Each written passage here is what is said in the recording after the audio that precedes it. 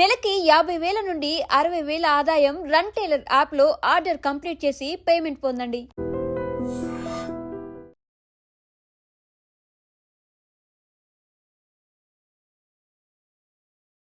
ఐడ్రీ media నేను మీ Prashanth. Present అయితే మనం విశాఖ ఫిషింగ్ హార్బర్ దగ్గర ఉన్నాం. ఇక్కడ సండే అయితే చాలు ఇక్కడైతే కొనుగోలుదారులతో ఫుల్గా రద్దీగా మారిపోతుంది. ఎందుకంటే ఇక్కడ మనం చూసుకోవచ్చు రకరకాల డిఫరెంట్ చేపలు అయితే మాత్రం ఈ ఫిషింగ్ హార్బర్ దగ్గరికి అయితే రావడం జరుగుతుంది. సో ఒక పక్క డిఫరెంట్ చేపలను చూడడానికి అయితే కొనుగోలుదారులు వస్తుంటారు. అలాగే ఇక్కడైతే ఆ చేపలను అయితే కొనడానికి ఎంతో మంది కూడా ఇక్కడికైతే రావడం జరుగుతుంది. సో ఇక్కడైతే ఎన్ని రకాల ఫిషెస్ అయితే ఇక్కడ అవైలబుల్గా ఉన్నాయి, వాటి సంగతి ఏంటి అనేది అయితే మాత్రం మనం కూడా ఇప్పుడు ఈ వీడియోలో చూద్దాం. నాతో పాటు మీరు కూడా రండి. చూస్తే సుమారుగా 61 రోజులు వేట నిషేధం తర్వాత ఫిషర్మెన్స్ అందరూ కూడా ఫిషింగ్కి వెళ్ళారు. మళ్ళీ ఇప్పుడు తిరిగి మళ్ళీ జట్టికి రావడం జరిగింది. ఈసారి అనుకున్న స్థాయిలోనే ఫిషింగ్లు అనేవి పడ్డాయన్నా.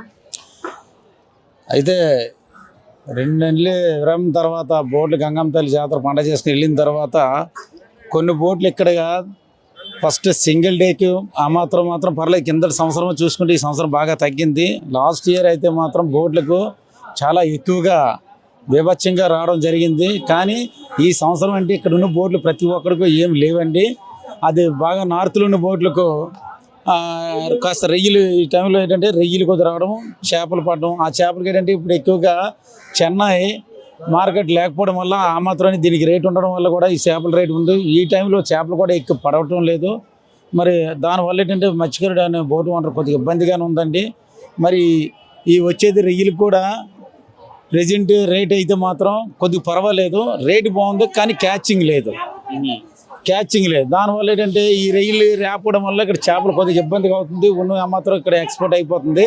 దీని లోకల్ మార్కెట్ కూడా కొద్దిగా బాగా ఎక్కువగా వస్తుంది. డిమాండ్ కూడా బాగా ఎక్కువ ఉందండి ప్రతి చేప. ఫిషింగ్ హార్బర్ లో మనకి చాలా డిఫరెంట్ ఫిషెస్ కూడా మనకి కనిపిస్తూ ఉంటాయి. ఇప్పుడు ఎక్కువ డిమాండ్ ఉన్న ఫిష్లు అంటే ఏమంటే ఏం చెప్తారండి?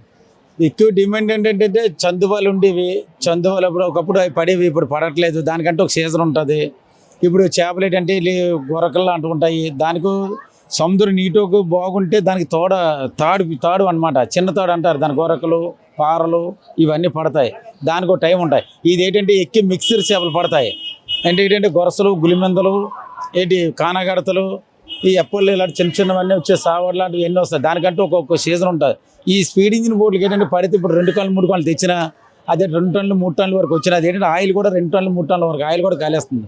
4-5 లక్షల కన్నా 4-5 లక్షలు దానికి ఇప్పుడు లాస్ లేకుండా వస్తున్నాయి. కింద బోట్లకి అయితే 5-6 లక్షల వరకు దాని లాస్కి అలా కవర్ చేసుకోవస్తాను.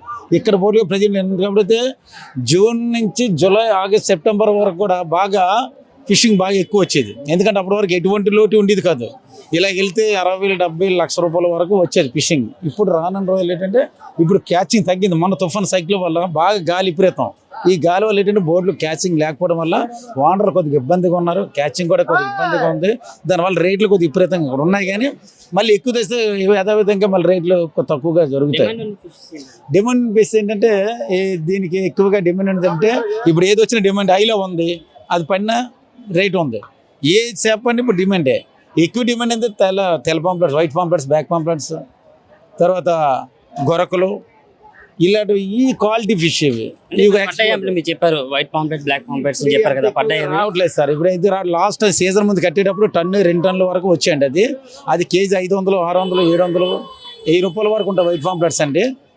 మరి ఇప్పుడు తగ్గడం వల్ల ఇప్పుడు రేపు ఈ చేపలు అయితే ఇప్పుడు ప్రెజెంట్ 2,000 వరకు ఒక జోడి కానగడితే 2,000 వరకు ఉండదు. ఏ ఫంక్షన్ జరిగినా సరే దాంట్లో మస్ట్గా నాన్ వెజ్ అనేది ఉంటుంది. ఇప్పుడు దాంట్లో చూసుకుంటే ఇప్పుడు ఫిషింగ్ హార్బర్కి వస్తుంటారా మరి ఫంక్షన్ సంబంధించి ఎక్కువ బల్క్గా ఫిష్ కొనడానికి? అట్లకి అవి వస్తుంటారు. కొందరు వచ్చి ఎలిఫిన్ పెడతారంటే తోన ఫిష్ పెడుతుంటారు. అవి ముక్కలు వస్తాయి కాబట్టి అవి పెడితే అవి బాగుంటాయి. రెండోది కానగడత ఒక ఫిష్ అని పెట్టవచ్చు, మెత్తన బార్ ఉంటుంది, అదే ఫిష్ అని పెట్టి అవి పడే టైం ఉంది. అవి అంటే డీప్లో తయారవుతాయి. అవి వచ్చే ముందు పడితే మాత్రం 3 టన్నులు 4 టన్నుల వరకు వస్తాయి. అవి ఫంక్షన్లు కానీ దానికి కానీ పెట్టుకోవడానికి చాలా బాగుంటాయి. కానీ కానగడత అనేది ఐలా అనేది చెన్నై ఎక్స్పోర్ట్ 3 రోజులు వెళ్తే అది మెత్తగా అయిపోతుంది. అది కొద్ది జాగ్రత్తగా ప్యాక్ చేయాలి. అది కొద్ది క్వాలిటీ ఫిష్ వేస్తే. ప్రాన్స్ ఉంది, రొయ్యలు ఉన్నాయి. ప్రెజెంట్ 2,000 వరకు ఉంది ఒక బాస్కెట్. ఇప్పుడు ఫ్రాన్స్ బ్రౌన్ బాస్కెట్.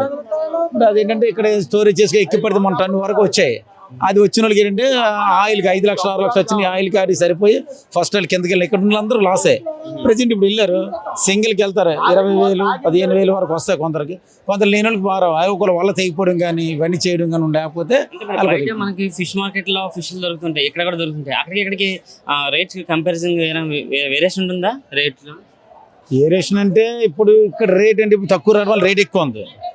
అక్కడ చెన్నైలో అంటే ఇప్పుడు చూసుకుంటే చెన్నైలో కానీ ఇప్పుడు ఎక్కడంటే మన గుజరాత్ ఇప్పుడు ఉంది, ఏదే కొచ్చి ఉంది, కొచ్చిలో రేట్ ఉంది విపరీతంగా ఉంది. అక్కడ ఎలిఫిన్ ఎంత 400-500 కేజీ, ఇక్కడ ఎంత 200.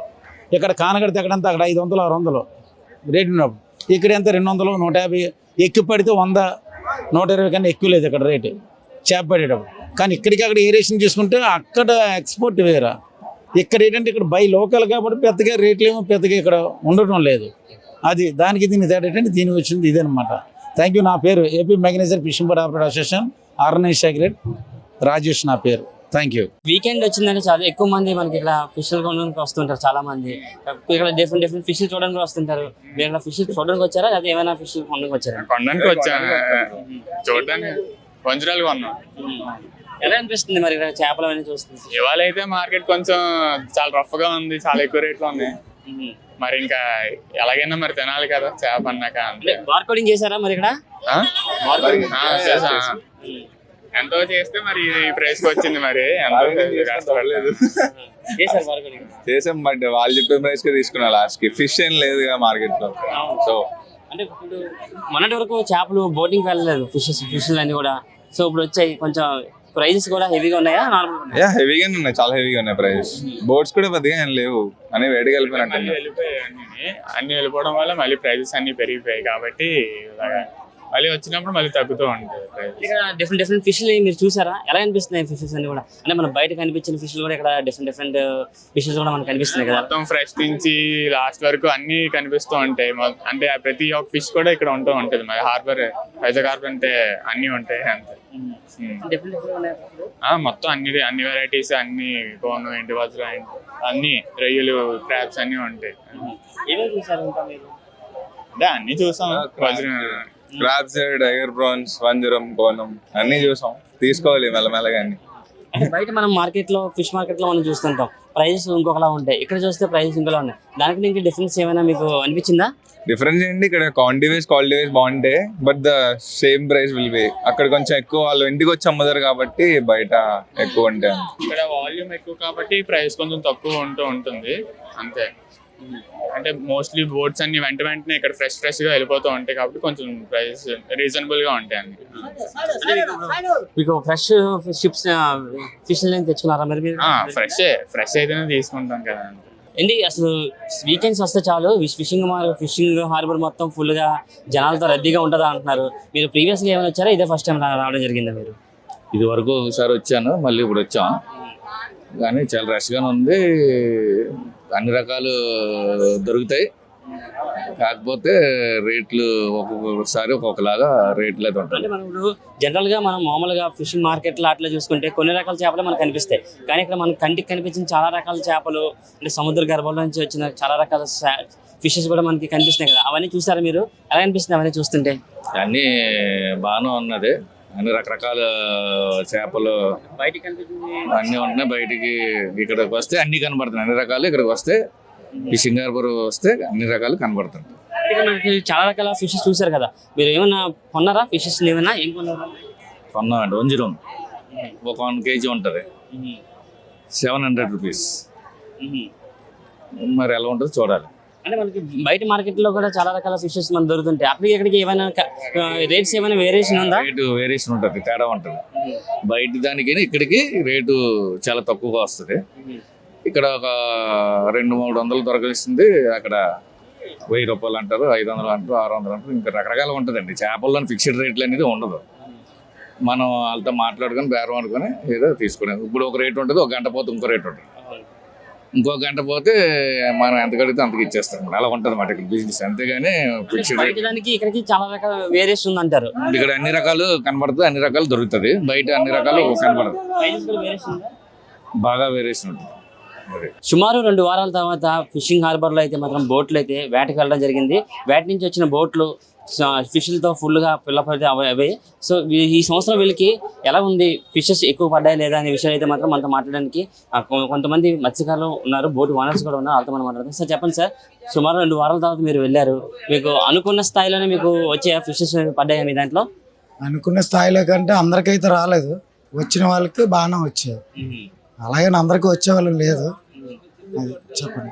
అంటే ఇప్పుడు మీరు 2 వారాల తర్వాత వెళ్ళారు అంటే చాలా ఎక్స్పెక్టేషన్స్ అయితే మీకు ఉంటాయి, అంటే ఎక్కువ స్థాయిలో మీకు ఫిషెస్ అవన్నీ పడతాయని కూడా. ఒక పక్క చూస్తే తుఫాన్ హెచ్చరికలు రావడం, వర్షాలు ఎక్కువ పడ్డాయి, ఆ టైంలో ఎలాంటి సిచ్యువేషన్స్ మీరు ఫేస్ చేయాల్సి వచ్చింది? అదే ఎక్స్పెక్టేషన్ అయితే రీచ్ అవ్వలేదు, అన్ని బోట్లకి రీచ్ అవ్వలేదు, కొన్ని బోట్లకి రీచ్ అయింది. కానీ తుఫాను విషయంలో అయితే చాలా ఇబ్బందులు పడ్డారు. అంటే మరి భయం అనిపించిందా? అంటే తుఫాను అంటున్నారు, సముద్రం అల్ల కల్లోలంగా ఉంటుంది, మరి ఇవన్నీ చూస్తే భయం అనిపించిందా మీకు? భయం అంటే అప్పుడు బాగా భయం ఉండేది, ఇప్పుడైతే ప్రభుత్వం అయితే బాగానే చర్యలు తీసుకుంటుంది కాబట్టి ముందుగా మాకు తెలుస్తుంది. తుఫాను వచ్చేటప్పుడు ముందుగా తెలుస్తుంది, దాన్ని బట్టి ఒక దగ్గరలో ఏదైనా పోర్ట్ ఉన్నా ఆ పోర్ట్ దగ్గరికి వెళ్ళిపోవడం, ఆ లంగర్ అనేది వేసేయడం, అక్కడ ఆ గాలి తుఫాన్ తగ్గేటప్పుడు మళ్ళీ వ్యాక్ చేయడానికి వెళ్ళడం జరుగుతుంది. అంటే ఇప్పుడు విశాఖలో ఫిషింగ్ హార్బర్ అంటే ఒక ప్రత్యేకమైన స్థానం ఉంటుంది. అంటే ఎవ్రీ సండే వచ్చిందంటే చాలు, వీకెండ్ వచ్చిందంటే ఎంతో మంది టూరిస్టులు వస్తుంటారు డిఫరెంట్ ఫిష్ చూడడానికి. మరి ఈ సంవత్సరం జనాల యొక్క తాకిడి కానీ టూరిస్టులు తాకిడి కానీ ఎలా ఉందంటే? బాగానే ఉంది, తాకిడి ఎక్కువ ఉంటుంది. ఆదివారం సండే వచ్చిందంటే ఫుల్ రష్గా ఉంటుంది. అలా మనం చూస్తే ఇక్కడ మనకు చాలా రకాల ఫిషెస్ అయితే మనకి కనిపిస్తున్నాయి. ఎక్కువ మీకు ఈసారి ఏ ఫిషెస్ పడ్డాయి అంటే ఏం చెప్తారు? ఎక్కువ అంటే ఫిషెస్ అండ్ మామూలు చేపలు, పాంప్లెట్, చందువాలు, ఫ్రాన్స్ ఫస్ట్ స్టార్టింగ్లో పడ్డాయి, బాగానే పడ్డాయి. తర్వాత నుంచి మళ్ళీ అవి మళ్ళీ ల్యాండింగ్ ఎక్కువ లేదు. సముద్రంలో మనకి చాలా రకాల ఫిషెస్ మనకి దొరుకుతూ ఉంటాయి. ఇప్పుడు హైయెస్ట్ డిమాండ్ ఏ ఫిష్ ఉందండి? ఆ ఫిష్ మీకు దొరికాయా? మీ నెక్స్ట్ డిమాండ్ అంటే ఇప్పుడు ప్రెసెంట్ అయితే చందువాలు అంటారు, పాంప్లెట్కి డిమాండ్ ఎక్కువ ఉంటుంది. ఫస్ట్ స్టార్టింగ్లో పడ్డాయి, మళ్ళీ అంటే ఇప్పుడు 20 days అయిపోతుంది అనుకోండి, 15 ఇప్పారు, 6వ తేదీ కదా, 21 days అయ్యింది. ఫస్ట్లో బాగానే వచ్చాయి, తర్వాత అలా ల్యాండింగ్ తగ్గింది. ఈ తుఫాన్ బట్టి కొంచెం ల్యాండింగ్ తగ్గింది, తుఫాన్ బట్టి. ఒకసారి బోటు సముద్రంలోకి వెళ్తే ఎన్ని రోజులు ఉంటుందండి సముద్రంలో? మళ్ళీ మాక్సిమం అంటే కెపాసిటీ బట్టి బోటు, కొన్ని బోట్లు 1 day ఉంటాయి, 1 day క్యాచింగ్. కొన్ని బోట్లు 4 days, 7 days, 10 days ఉంటాయి. కొన్ని బోట్లు 15 days, 20 days, ఇంకా టోనా బోట్లు ఉంటాయి, అవి 1 month కూడా ఉంటాయి. 1 month వరకు కూడా దాని కెపాసిటీ బట్టి, ఆయిల్ కెపాసిటీ బట్టి, ఐస్ కెపాసిటీ బట్టి ఉంటారు. ఇంకా అన్ని అందులో. బాబా ఈసారి ఎలాంటి చేపలు పడ్డాయి మీకు? ఈ చేపలు మాత్రము పార్లంతలండి, కళ్ళపార్లు, అర్ధం పార్లు అంతారండి. తర్వాత అయ్యి ఆ చేపలు బలగులిమిందలు అంతారండి, ఆ తర్వాత అవి గులిమిందలు అంతారండి, ఈ ఏకల పార్లు అంతారండి. రకరకాల చేపలు ఉంటాయండి, అది రైలు, టైగర్లు, బౌను, అన్ని రకరకాల పార్లు ఉంటాయండి. ఇప్పుడు మనం ఫిష్లు తినడం వల్ల హెల్త్ కి చాలా బెనిఫిట్స్ ఉంటాయి. ఇప్పుడు మీరు పట్టుకున్న చేపలు తినడం వల్ల ఎలాంటి బెనిఫిట్స్ ఉంటాయి? ఇలాంటి చేప తింటే మాకు ఎప్పుడు బెనిఫిట్ ఉండదు, ఒరిజినల్ ఇది. అంతే గంగలోకి వెళ్ళిన తర్వాత మేము ఒక వారం ఐసులు పెట్టకపోయినా, ఐసులు పెట్టినా మేము వండుకుంటాం మీద ప్లస్ గా ఉంటాయి, బాగుంటాయి. చేప తింటే చాలా ఆరోగ్యం బాగుంటది.